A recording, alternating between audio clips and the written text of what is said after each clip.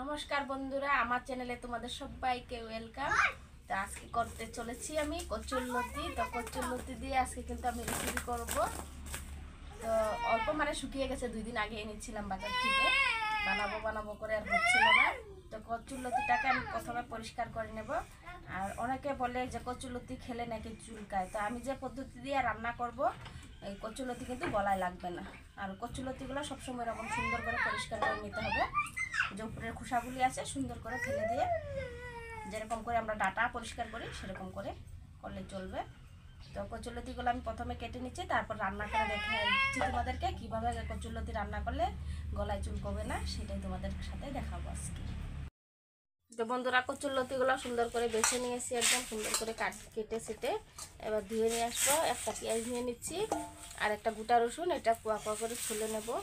তো আজকে মশলা বাটাবাটি বিনা ঝামেলাতেই আমি কচুরলতিটা বানাবো একদম মজাদার করে।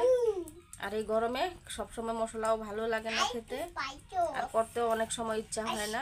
তো আজকে সিম্পল তারিখা আছে, তোমাদেরকে দেখাবো কচুরলতি বানানো। ঠিক আছে, তো আমার ভিডিওতে দেখো তোমরা। তো লতিটা আমি ধুয়ে শুয়ে পরিষ্কার করে নিয়েছি, আর 5-6টা লঙ্কা এখানে ফেলে দিয়ে দিচ্ছি, আর গোটাল এরকম রসুন ছুলে দিয়ে দিচ্ছি। তো যেহেতু আজকে মশলা বাটাবাটি করবো না, আর একটা বড় সাইজের পেঁয়াজ কুচো করে নিয়েছি। আর এদিকে শুকনা মাছ, এটা 10 মিনিট আগে ভিজিয়ে রেখেছিলাম নর্মাল জল দিয়ে, তারপরে চিপড়িয়ে নিচ্ছি। এভাবে আজকে কচুরলতিটা রান্না আমার। দিয়ে কড়াই বসিয়ে দিয়েছি, কড়ার মধ্যে দিব সরষের তেল। আর সরষের তেলে কিন্তু কচুরলতিটা রান্না করলে ভালো হয় আর কি। হতে দেব কিছুক্ষণ। তেল গরম হয়ে গেছে, তার মধ্যে চামাচগুলি ভেজে নিয়ে দিচ্ছি। সামান্য একটু নুন দিয়ে দিচ্ছি।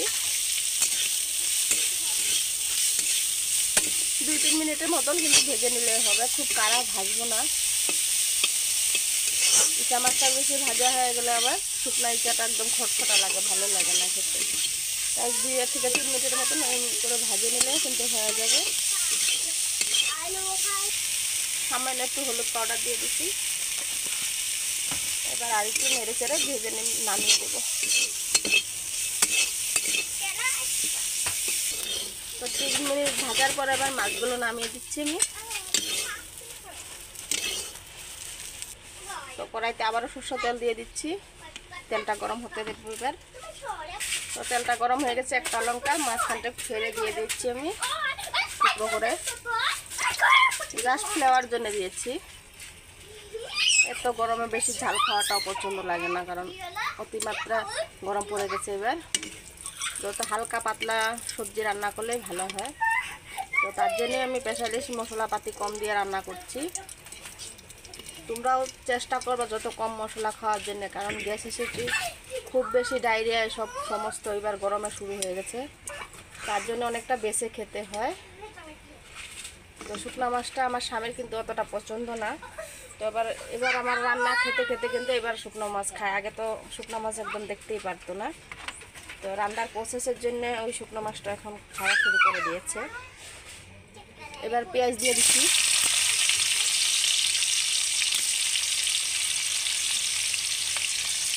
পেঁয়াজটা অল্প ভেজে নেব, ব্রাউন অবধি ভাজবো। তো এবার পেঁয়াজগুলো ব্রাউন হয়ে গেছে, তার মধ্যে কচুরলতি, রসুন আর লঙ্কা ফাড়া একসাথে দিয়ে দিচ্ছি। আর এখন বলে দিই তোমাদেরকে, এই কচুরলতিটা অনেকের কেন গলায় লাগে। কচুরলতি বলো, কচুর ডান্তি বলো, কেন লাগে কচু শাক। তো বিশেষ করে অনেকে জল ব্যবহার করে থাকে, তো জল দিয়ে রান্নাটা করতে হয় না। এই রান্নাটা জল ছাড়া এমনি শুকনো শুকনো যদি বানানো হয় কখনো গলায় লাগবে না। তো আমি জংলি কচুরলতিও খেয়ে দেখেছি, আমার গলায় একটুকুও লাগেনি। তো আশা করি তোমাদেরও লাগবে না এই প্রসেসে রান্না করবা। তো আর সরষের তেল দিয়ে রান্নাটা করার চেষ্টা করবা সবসময়। এবার পরিমাণ মতো নুন দিয়ে দিচ্ছি এর মধ্যে আমি, আর হলুদ গুঁড়োও দিয়ে দিচ্ছি পরিমাণ মতো। জিরা পাউডার দিয়ে দিলাম 1 চামচের মতো। তো এবার ভালো করে নেড়ে চেড়ে মিক্স করে নেব।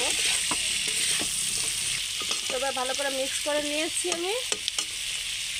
2-3 মিনিটের মতন আমি ঢেকে রেখে দেবো, কারণ ভালো করে সিদ্ধ হওয়ার জন্যে। এবার ঠিক 3 মিনিট পর আমি ঢাকনাটাকে সরিয়ে দিচ্ছি বন্ধুরা। এবার কচুরলতিটা দেখো অনেকটাই সিদ্ধ হয়ে গেছে। আর যে কচুরলতি থেকে যে জলটা বেরিয়েছিল সেই জলটা অনেকটা শুকিয়ে গেছে, আর কচুরলতিগুলো সুন্দরভাবে সিদ্ধ হয়ে গেছে। এই অবস্থায় কিন্তু আমি আর ঢাকাঢাকি করবো না, এভাবেই ধীরে ধীরে নেড়ে চেড়ে কিন্তু আমি রান্নাটা করে নেব। এর মধ্যে কোনো জলও অ্যাড করবো না। ভেজে রাখা এই চামচগুলিও দিয়ে দিচ্ছি। তো আমি একটা জিনিস দিই নাই, শুকনো লঙ্কার গুঁড়ো। তো তোমরা চাইলে কিন্তু শুকনো লঙ্কার গুঁড়োটা দিতে পারো। তো আমাদের অতটা ঝাল খাওয়ার ইচ্ছে নেই, তাই দিই নেই আর আমি কিছু। তো এই প্রসেসে যদি তোমরা রান্না করো কখনো তোমাদের গলা চুলকাবে না, আমি বলছি। কারণ আমি জঙ্গলি যেটা কচু হয়, আলাইনা কচু নাকি বলে, সেটাও আমি কিন্তু খেয়েছি। তো একটুকু গলায় লাগেনি। কচু শাক রান্না করলে এরকম জল ছাড়া রান্না করলে ভালো হয়। তো এর আগে আমি রেসিপি করেছিলাম তোমাদের জন্য কচু শাকের। তো অনেকের আবার কি হয়, এই কচুলতিটা অনেকে রান্না করতে পারে, অনেকে পারে না। অনেকের আবার কচুরলতিটা মানে কচুরলতির যে চচ্চড়ি সেইটা না হয়ে কিন্তু কচু শাক হয়ে যায়, কারণ এতটাই গেলে যায়। তা আজকে আমারটা তোমাদেরকে দেখাচ্ছি কতটাই ঝরঝরে হয়েছে, আর সিদ্ধটা একদম ঠিকঠাক হয়েছে। তো এখন আমি এইভাবে ধীরে ধীরে ঘেটে কিন্তু রান্নাটা করে নেব, আর কোনো জল টল অ্যাড করবো না। তো 3 মিনিট ঢেকে দিয়েছিলাম, তারপরে নাড়াচাড়া দিয়ে সব মিলিয়ে আমার 10 মিনিট লেগে গেছে এই কচুরলতিটা রান্না করার জন্যে। তো 3 মিনিট হাই ফ্লেমে কিন্তু ঢাকছিলাম। তার মধ্যে যে আরও 7 মিনিট যে রান্না করছি সেটা হলো গ্যাসটার স্টিমটা কমিয়ে আমি ভেজে নিচ্ছি সুন্দর করে। দেখো একদম ঝরঝরে একদম সুন্দর একটা চচ্চড়ি হয়ে গেছে। তো এবার নামিয়ে দেব প্রায় হওয়ার দিকে। তো আমার রেসিপিগুলো তোমাদের কেমন লাগে একটু কমেন্টে বলো। তোমাদের একটা কমেন্ট কিন্তু আমার জন্য অনেক কিছু। তো তোমরা যদি এরকম সুন্দর সুন্দর কমেন্ট করো তাহলে কিন্তু আমার রেসিপি করার জন্যে আরও মনের আগ্রহটা বেড়ে যায়। তো জানি না তোমাদের আমার রেসিপি কেমন লাগে, যদি ভালো লাগে লাইক কমেন্ট শেয়ার করো। আর যদি ইউটিউব থেকে দেখে থাকো তাহলে প্লিজ একটা করে সাবস্ক্রাইব করে দিও। তো এবার আমি নামিয়ে নেব। তো বন্ধুরা দেখো নামিয়ে দিয়েছি। চচ্চড়িটা কতটাই সুন্দর হয়েছে আর কতটা লোভনীয় হয়েছে, আর একদম ঝরঝরে হয়ে ভীষণ টেস্টি লাগবে। তো এই করেও একবার কচুলতি ঘরে ট্রাই করে দেখবে প্লিজ। আশা করছি খেয়ে অনেকটাই ভালো লাগবে। পরবর্তী আরও তোমাদের জন্য ইজি ইজি আমি রেসিপি দেখানোর চেষ্টা করব। আর যতদূর মানে আমি চেষ্টা করব সবার হেলদির জন্যে কম মশলাটা খাওয়াই প্রয়োজন, তার জন্য আমি কম মশলা দিয়ে কিন্তু বেশিরভাগ রেসিপি করে থাকি তোমাদের জন্যে।